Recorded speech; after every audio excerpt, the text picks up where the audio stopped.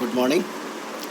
आज हम लोग जो है मॉडिफाइड बोगी या हाई स्पीड बोगी की बात करेंगे, जो कि WDM 3A ऑनवर्ड लोकल में लगाई जाती है। यानी WDM 3A 3D WDG 3D जितने भी हाई स्पीड लोको हैं, जो हाई HSP लोको हैं, उनमें आज की डेट में मॉडिफाइड बोगी लगाई जा रही है, कन्वेंशनल बोगी नहीं लगाई जा रही है। तो केवल उन चीज़ों पर बात की जाएगी जो डिफरेंसेस हैं with respect to conventional bogie. ठीक है, तो चलिए स्टार्ट करते हैं। So this is the design of modified bogie particularly for WDM 3D loco. तो इसमें एक सबसे पहली चीज़ जो दिखाई दे रही है वो ये है कि साइड बफर्स नहीं है, बोलेस्टर्स नहीं है। ध्यान से देखें, ठीक है, सॉरी, हाँ, तो साइड बफर नहीं है, बोल्स्टर नहीं है, और सेंटर पिवट का अरेंजमेंट है। इसके अलावा वो कास्टिंग फ्रेम की बोगी होती है कन्वेंशनल की, जबकि ये जो है एक फैब्रिकेटेड फ्रेम है, हॉलो बॉक्स टाइप फैब्रिकेशन है, जो आगे बताते हैं। तो ये स्टील की मोटी मोटी प्लेट से बॉक्स फ्रेमिंग में जो है बनाई जाती है, ठीक है। और कन्वेंशनल बोगी में जो है सिंगल स्टेज सस्पेंशन था, जबकि यहाँ पर आपको डबल स्टेज सस्पेंशन मिलेगा। लोड डिस्ट्रीब्यूशन का भी कैरेक्टरिस्टिक्स यहाँ अलग है, जो कि हम आपको बाद में दिखाएंगे। एक्चुअल में बोगी का फ़ोटो ये लगा हुआ है, जो कि आपको दिखाई देगा।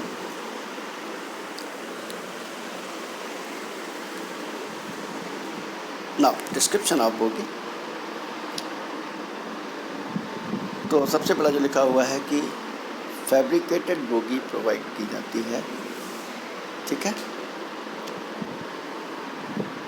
This is a 3 axle bolsterless bogie, यानी कि इसमें बोलेस्टर नहीं होता है। 3 एक्सल बोगी है, यानी कोको बोगी है, विथ 2 स्टेज सस्पेंशन, जिसमें कि जो है 2 स्टेज में सस्पेंशन होता है।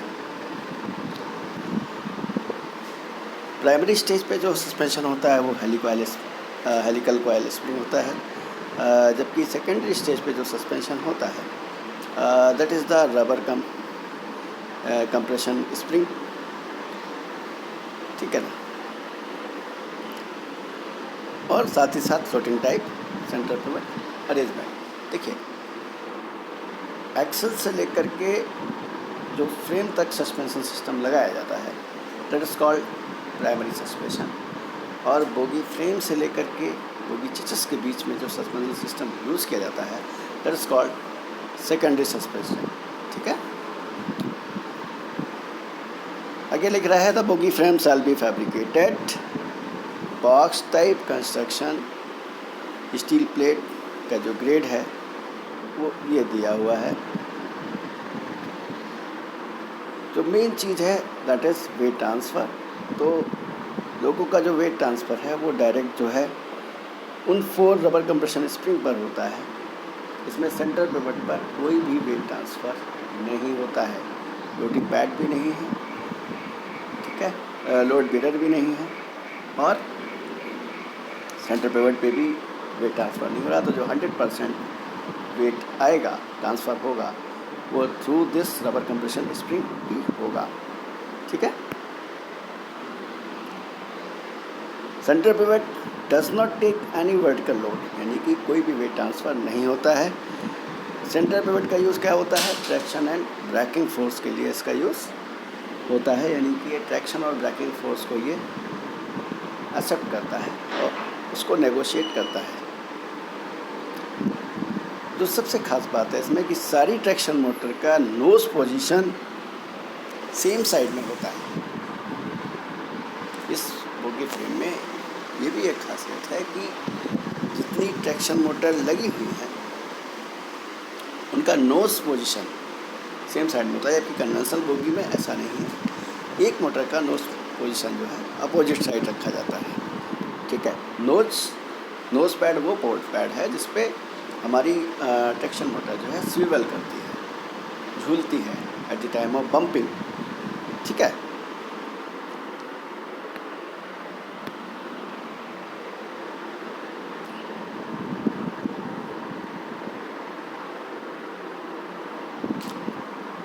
तो ये तो पहले ही लिखा हुआ है, दोबारा फिर लिख दिया है कि traction and backing force are transmitted from wheel set to bogie frame through pivot pin arrangement.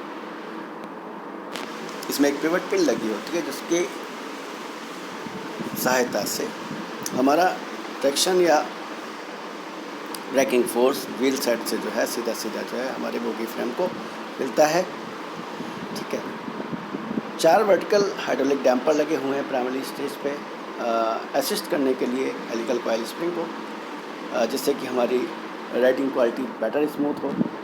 ठीक है, और ये जो लगे हुए हैं एक्सेल और बोगी फ्रेम के बीच में लगे हुए हैं, जबकि 2 हाइड्रोलिक के लेटरल डैम्पर सेकेंडरी स्टेज में प्रोवाइड किए गए हैं, जो कि जो है बोगी फ्रेम और लोको अंडर फ्रेम के बीच में लगाए जाते हैं। इसके लिए damping provided by rubber spring. ठीक है ना, टू सप्लीमेंट द डैम्पिंग, उस डैम्पिंग को सप्लीमेंट करने के लिए जो कि रबर कंप्रेशन स्प्रिंग द्वारा मिलेगी।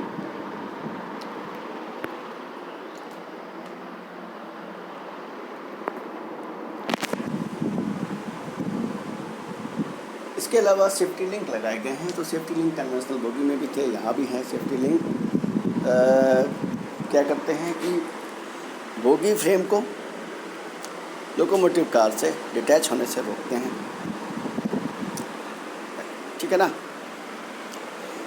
Eight the time of derailment, जब डिरेलमेंट हो रहा हो उस समय अगर हमारा ये लिंक नहीं लगे होंगे सेफ्टी लिंक, तो हमारा बोगी फ्रेम कहीं चला जाएगा और कार बॉडी ऊपर का अपर फ्रेम कहीं चला जाएगा। और at the time of lifting ये सेफ्टी लिंक हमें सहायता प्रदान करते हैं, क्योंकि अगर हमें लोकोमोटिव उठाया और ये सेफ्टी लिंक नहीं लगे तो बोगी फ्रेम फिर अटैच हो जाएगा। तो अगर हमें बोगी फ्रेम समेत या बोगी समेत हमको इंजन उठाना है तो उस समय पे हमें ये सेफ्टी लिंक असिस्टेंस प्रदान करते हैं और सहूलियत प्रदान करते हैं। So this is the axle wheel box assembly, जिसमें आपको एक व्हील सेट दिखाई दे रहा है विद एक्सल, साथ ही साथ MSU अरेंजमेंट है। जो बीच में आप देख रहे हैं फ्रेमिंग, उसके बीच में आपकी बेरिंग लगी हुई है, that is taper roller bearing,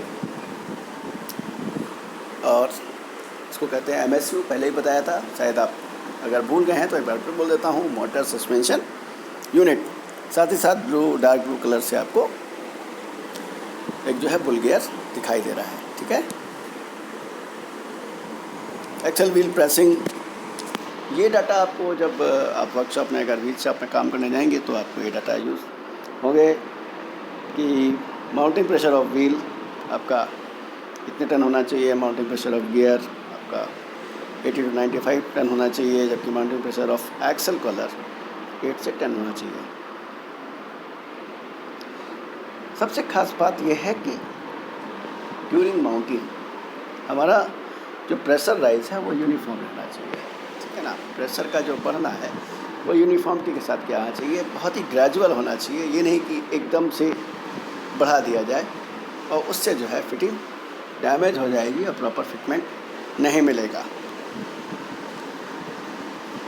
तो ये थोड़े से डिफरेंसेस थे जो WDM 3D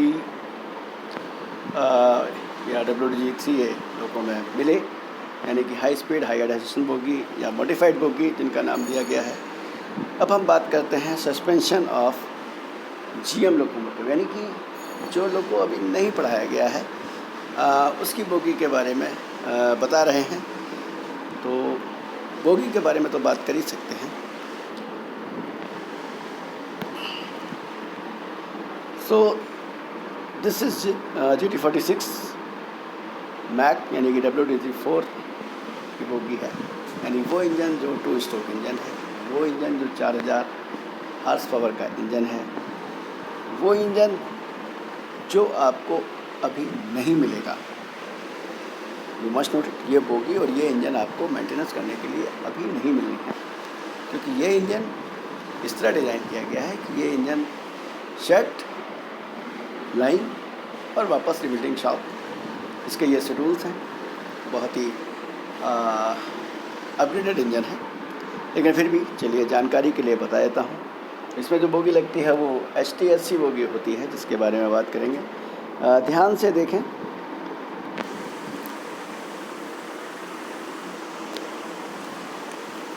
सो ये आपकी रबर कंप्रेशन स्प्रिंग है जो 4 हैं, ठीक है। ये जो बीच में दिखाई दे रहा है दैट इज सेंटर पिवट, छोटा ही कर देता हूँ।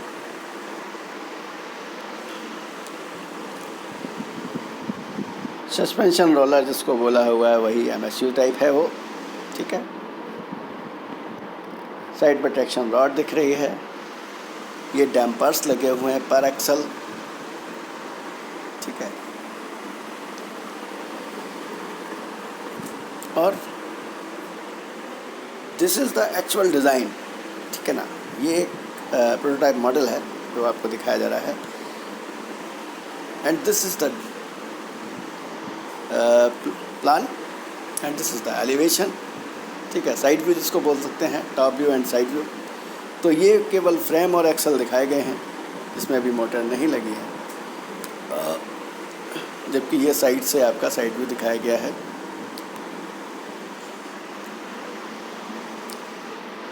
ये एक 3D व्यू है ट्रैक्शन मोटर का, और ये भी जो है वो WDP4 इंजन के लिए दिखाया गया है।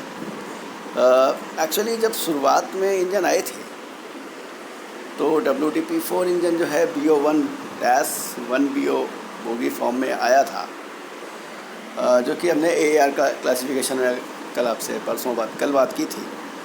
तो BO1-1BO का मतलब हो गया कि एक बोगी हमारी BO1 है, दूसरी बोगी 1BO है।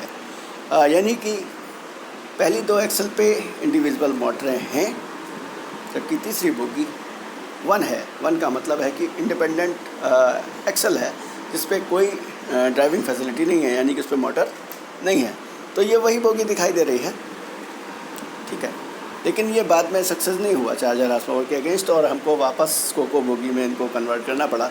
तो आज की डेट में जितने भी WDP4 इंजन हैं, they are same as WDG4 with respect to bogie section and wheel arrangement, as both are running on coco bogies, यानी कि दोनों में 3-3 मोटरें, प्रत्येक एक्सल पर एक मोटर लगी हुई है। तो ये बिल्कुल शुरुआत का है जो आपको दिखाई दे रहा है, इससे कंफ्यूज बाद में नहीं होना है। आज की डेट में जो भी इंजन चल रहे हैं वो कोको बोगी पे चल रहे हैं, यानी कि तीनों एक्सल पे ट्रैक्शन मोटर मिलेंगी आपको, ठीक है। चलिए, मैंने बताया था आपको। सो WDG4 या WDP4 loco is provided with HTSC bogie, high tensile steel casting bogie. So this is the casting bogie but modified properties, with modified properties. और इसमें भी जो है 2 स्टेज में सस्पेंशन होता है। प्राइमरी सस्पेंशन जो होता है वो हेलिकल कॉइल स्प्रिंग पे होता है, और जो सेकेंडरी सस्पेंशन होता है वो रबर कंप्रेशन स्प्रिंग द्वारा प्रदान किया जाता है। सेम एज मॉडिफाइड बोगी या high speed bogie of WDG3A या WDM3D जो आपको पहले भी दिखाया है।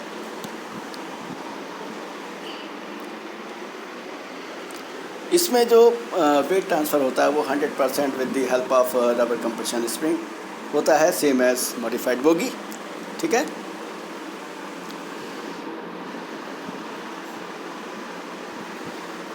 इसमें जो खास चीज़ है वो ये है कि बोगी फ्रेम को एक्सल पर जब हम सपोर्ट करते हैं तो with the help of soft primary suspension, यानी कि जिसमें क्या क्या होगा, 2 हेलिकल कॉइल स्प्रिंग होंगी,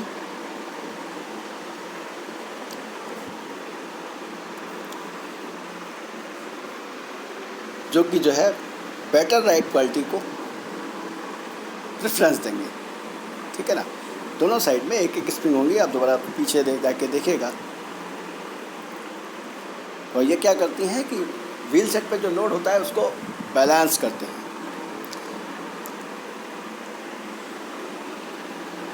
और ये कह रहे हैं कि ड्यूरिंग द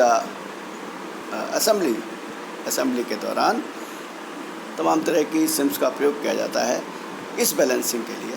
ठीक है ना।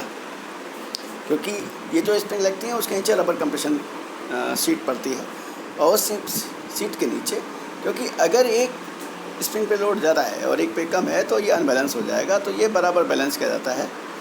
ठीक है। इसमें भी centre pivot does not take any vertical load, यानी कि सेंटर पिवट से कोई वर्टिकल लोड ट्रांसफ़र नहीं होता है। सेम एज कि केवल ट्रैक्शन और ब्रेकिंग फोर्स के लिए सेंटर पिवट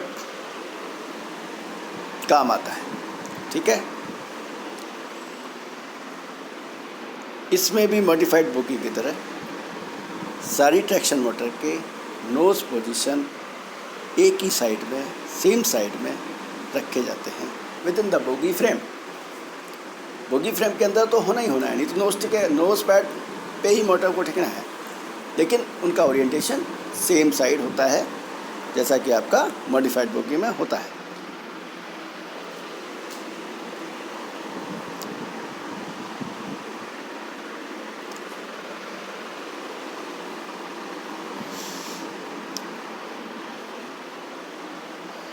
अब जो ट्रैक्शन और ब्रेकिंग फोर्स है वो जो ट्रांसमिट होता है इसमें वो ट्रैक्शन रॉड के थ्रू होता है। ठीक है ना। एक्सल बॉक्सेस जो हैं वो टेपर रोलर बेरिंग पे होते हैं।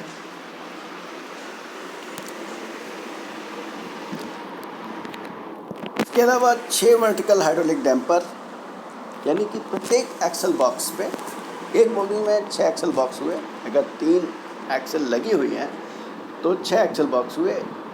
प्रत्येक एक्सल में 2 एक्सल बॉक्स हुए और प्रत्येक एक्सल बॉक्स को एक हाइड्रोलिक डैम्पर द्वारा सपोर्ट किया जाएगा। यानी 6 वर्टिकल हाइड्रोलिक डैम्पर प्रोवाइड किए जाते हैं प्राइमरी सस्पेंशन में, प्राइमरी स्टेज में, जो कि between axle and bogie frame. ठीक है। जबकि 2 hydraulic yaw damper are provided in secondary stage. अब मैंने कल बात की थी यहाँ पिचिंग की थी ना, तो उस पर ध्यान दीजिए। तो 2 hydraulic yaw dampers are provided in secondary stage between bogie frame and the loco under frame. यानी कि बोगी फ्रेम और लोको अंडर फ्रेम के बीच में ये डाले जाते हैं।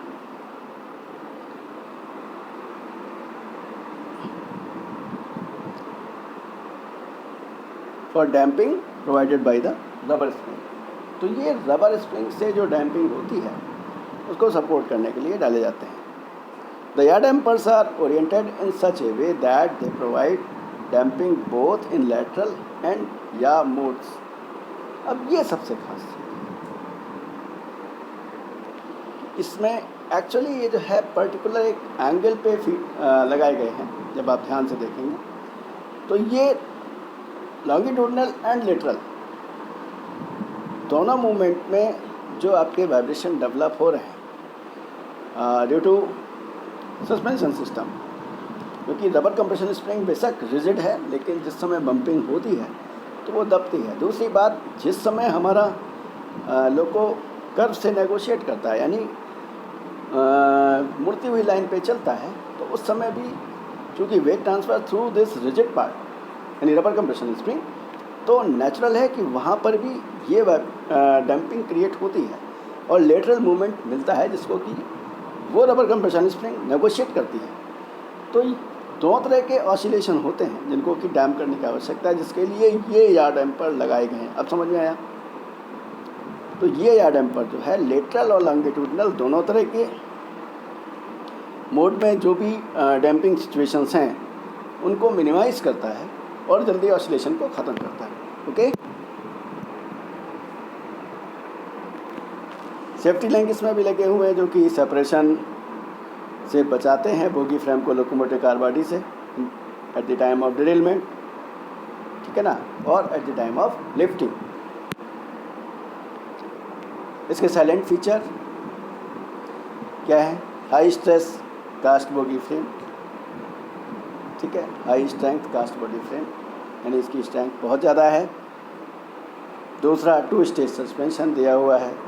तीसरा यूनिडायरेक्शनल एक्सल हंग नोज, यानी कि एक्सल हंग नोज, जो नोज के पोजीशन है वो यूनिडायरेक्शन है, एक ही साइड में है, जो कि आपके ट्रैक्शन मोटर को सस्पेंड करती है, यानी ट्रैक्शन मोटर को सस्पेंशन प्रदान करती है, क्योंकि इसमें एक नोज पैड असेंबली लगाई जाती है जिसके ऊपर ट्रैक्शन मोटर के हुक को स्टेबल कर जाता है with the help of pin.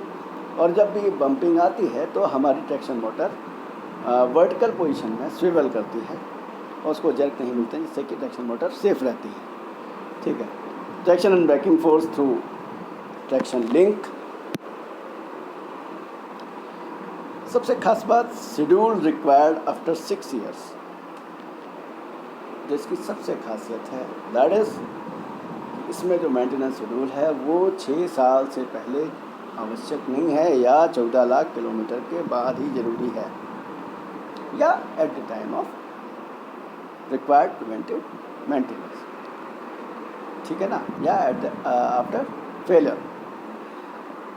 In normal condition में अगर हम माइनर शेड्यूल्स में इसके पैरामीटर्स और इसके कंज्यूमेबल्स को मेंटेन करते रहते हैं, तो हमें 6 साल तक इसका मेंटेनेंस करने की आवश्यकता नहीं है। 14 लाख किलोमीटर के बाद इसका मेंटेनेंस की आवश्यकता है। लो फ्लेंज फोर्स, फ्लेंज पे फोर्स कम आता है। Wheel size 1095 mm। Brake rigging composite single shoe and 4 brake cylinder पर बोगी। इसके अलावा कार्टराइज बेरिंग लगी हुई है, और ये WDM2 और WDG4 लोकोमोटिव के डाटा में चेंजेस, डिफरेंसेस जो हैं वो दिखाए गए हैं कि वेट जहाँ WDM2 लोगों का 112 टन होता है, वहाँ WDG4 लोगों का 126 टन होता है। और चूँकि टोटल वेट ज़्यादा है, इसलिए नेचुरल है कि एक्सल लोड भी चेंज आएगा, क्योंकि जो एक्सल लोड होता है that is weight divided by number of axle, यानी वेट को अगर नंबर ऑफ़ एक्सल से भाग कर दिया जाए तो हमारा एक्सल लोड निकलता है। तो 112 को जब 6 से भाग करेंगे तो 18.8 निकलेगा, जबकि 126 को जब 6 से भाग करेंगे तो 21 निकलेगा। गियर रेशियो में भी चेंज है। WDM2 में 18/65 होता है, यानी 18 teeth, number of teeth in pinion is 18, जबकि number of teeth in bull gear is 65। वहीं जहाँ WDG4 की बात करें तो नंबर ऑफ़ टीथ, पिनियन के टीथ की संख्या जो है 17 और बुल गियर के टीथ की संख्या, दांतों की संख्या 90। और स्पीड की बात करें तो WDM2 जो है 120 किलोमीटर पर आवर की स्पीड के लिए डिज़ाइन किया जाता है, जबकि WDG4 लोग जो है 100 किलोमीटर पर आवर की स्पीड के लिए डिज़ाइन किया जाता है।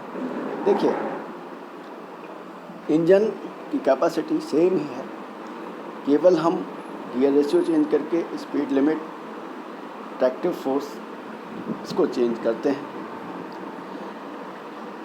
गुड्स स्केलों के यानी WDG सीरीज़, चाहे वो WDG3 हो, चाहे WDG2 हो, चाहे WDG4 हो, गुड्स का लोको अभी तक 100 की स्पीड के लिए इंडिया में डिज़ाइन किया जा रहा है। उसका रीज़न ये है कि at the time of braking, जो हमें ब्रेकिंग फोर्स एज्यूम करते हैं, वो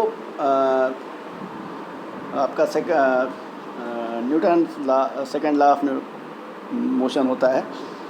तो यानी कि ब्रेकिंग फोर्स जो होता है वो मोमेंटम पे आधारित होता है। तो चूँकि हमें लोड ज़्यादा ले जाना है तो हमें ब्रेकिंग फोर्स के हिसाब से गाड़ी को मेंटेन करना पड़ता है, इसीलिए हम स्पीड को 100 पे मेंटेन करते हैं, ख़ास तौर से गुड्स लोगों में। अब कोई भी लोगों का डाटा उठा के देखिएगा, जितने हमने पीछे दिए हुए हैं, गुड्स के लोगों की जो मैक्सिमम स्पीड है वो 100 किलोमीटर पर आवर है। अभी तक इससे ऊपर के लिए डिज़ाइन नहीं किए गए हैं, ठीक है। लोड कैरिंग कैपेसिटी हम बढ़ा सकते हैं with the help of high HP लोको और मल्टीपल यूनिट के द्वारा। लेकिन स्पीड बढ़ाने की बात अभी तक नहीं हुई है। एडहेशन हमेशा गुड्स लोगों में ज़्यादा होता है क्योंकि उसको लोड ज़्यादा खींचना है। तो यहाँ भी 43% है, जबकि WDM2 में जो है 27% है। WDM2 लोगों में जो सस्पेंशन है वो सिंगल स्टेज है, जबकि EMD लोगों में डबल स्टेज है। कोको टाइप बोगी के बारे में बात करें तो ट्राई माउंट बोगी लगी है और वहाँ बोलिस्टर लेस बोगी लगी हुई है। WTM में कोई शॉक अब्जॉर्बर फिट नहीं किए गए हैं, जबकि इसमें शॉक अब्जॉर्बर हैं। ट्रैक्शन रॉड WDM2 लोगों में नहीं है, जबकि WDG4 लोगों में हैं। रबर कंप्रेशन स्प्रिंग भी नहीं है, उसकी जगह यहाँ पे साइड लोड मिरर होते हैं, जबकि वहाँ पर सेकेंडरी स्टेज में ये रबर कंप्रेशन स्प्रिंग है। ठीक है, अब WDG4 और WDP4 ये दोनों EMD लोगों हैं, दोनों 4000 हार्स पावर के हैं, लेकिन एक गुड्स के लिए है और एक पैसेंजर के लिए है। तो यहाँ पे देखिए WDG4 126 टन का है, जबकि WDP4 117 टन का है। ठीक है, बोगी वेट में भी अंतर है और वो अंतर इसलिए दिख रहा है कि ये उस समय का PPT है जिस समय एक ट्रैक्शन मोटर नहीं थी, यानी कि कुल मिला के 2 ट्रैक्शन मोटर लेस थी, इसलिए थोड़ा सा अंतर दिख रहा है। एक्सेल लोड 21 टन और वहाँ 19.5 ton. Maximum tractive effort WDG4 में 54 है, जबकि वहाँ पे 27 टन है। गियर रेशियो 1790, यहाँ gear ratio 1777। Designed speed WDG4 के लिए 100 किलोमीटर पर आवर, जबकि WDP4 के लिए 160 किलोमीटर पर आवर। सस्पेंशन दोनों में डबल है और व्हील अरेंजमेंट जो आपका है वो कोको बोगी है WDG4 में, और आज की डेट में तो WDP4 में भी कोको बोगी है, जैसा कि मैं पहले बता चुका हूँ। उससे पहले BO-1-1 BO यह बोगी थी।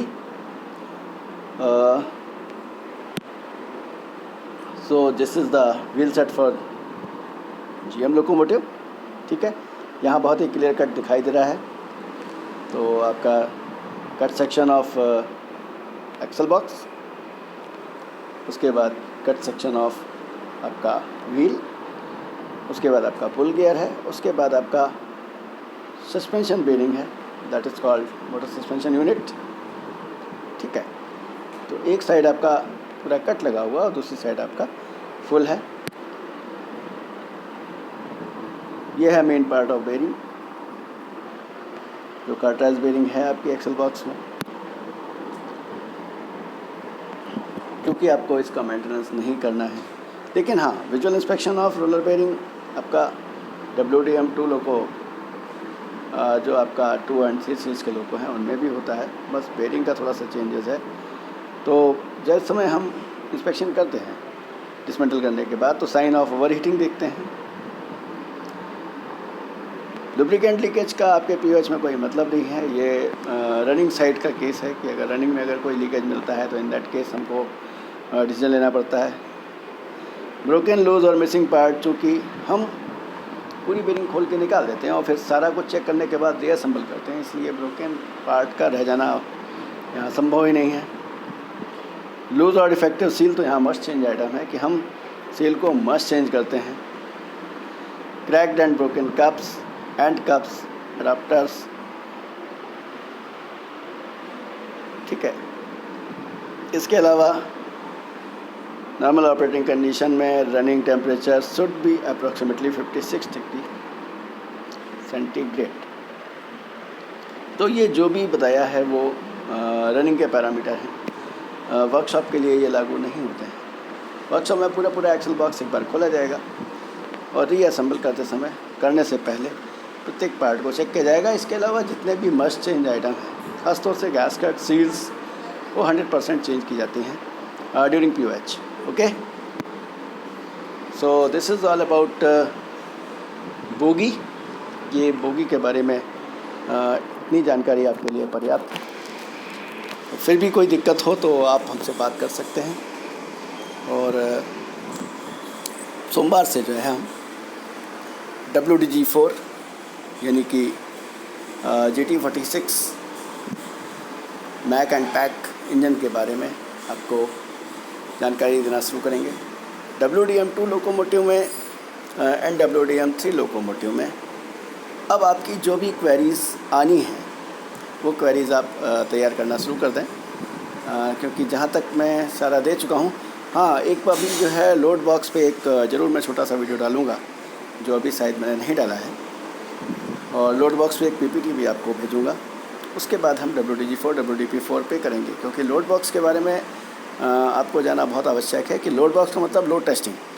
आफ्टर मेंटेनेंस, आफ्टर POH हम लोगों को अगर सीरियसली टेस्ट नहीं कर सकते, हम उसकी रनिंग कंडीशन पे उसका एवेल्यूएशन नहीं कर सकते।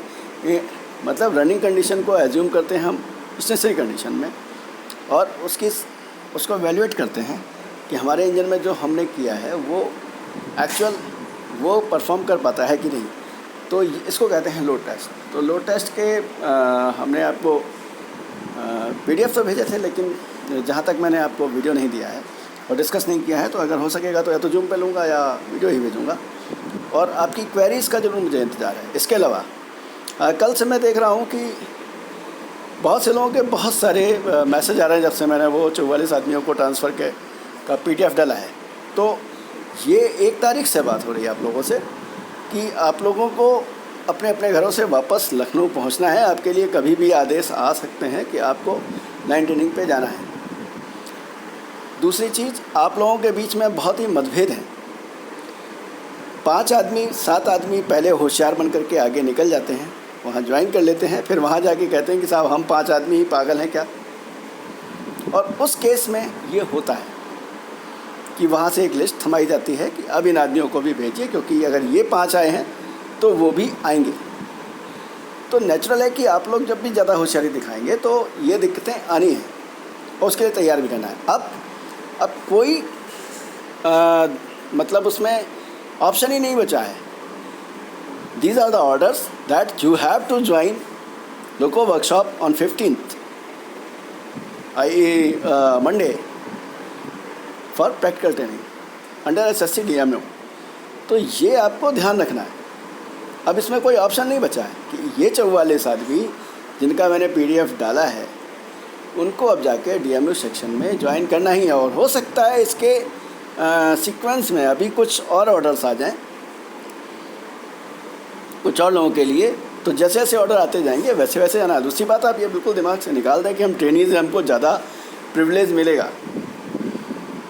आप ट्रेनीज़ हो, लेकिन आप ये भी ध्यान रखो कि साथ ही साथ आपका ये ट्रेनिंग पीरियड आपके सर्विस पीरियड में काउंट होता है। और आप फ़िलहाल रेलवे में एज ए एम्प्लॉय ज्वाइन कर चुके हैं, जिसका ये पर्टिकुलर पीरियड ट्रेनिंग पीरियड के रूप में काउंट होगा, लेकिन ये सर्विस पीरियड में भी जुड़ेगा। तो आपके साथ सारी की सारी वही व्यवस्थाएं की जाएंगी जो एम्प्लॉइज़ के साथ की जाती हैं। आप वो अप्रेंटिस नहीं हो कि 1 साल नौकरी की या 6 महीने नौकरी की उसके बाद बाहर हो गए तो आपको प्रिविलेज दे दिया जाए। आप वो लोग हो जिनको वापस आकर के अप टू लाइफ, जब तक आप इस नौकरी को नहीं छोड़ते हैं, परफॉर्म करना है। तो ये सारी दिमाग से निकाल दीजिए कि साहब वो ट्रेन नहीं मिल रही तो हम कैसे आएंगे, बस नहीं चल रही तो हम क्या करें। ये हमारा काम नहीं है। हमको कमरा नहीं मिल रहा, साहब कमरा दिला दीजिए, ये मेरा काम है क्या।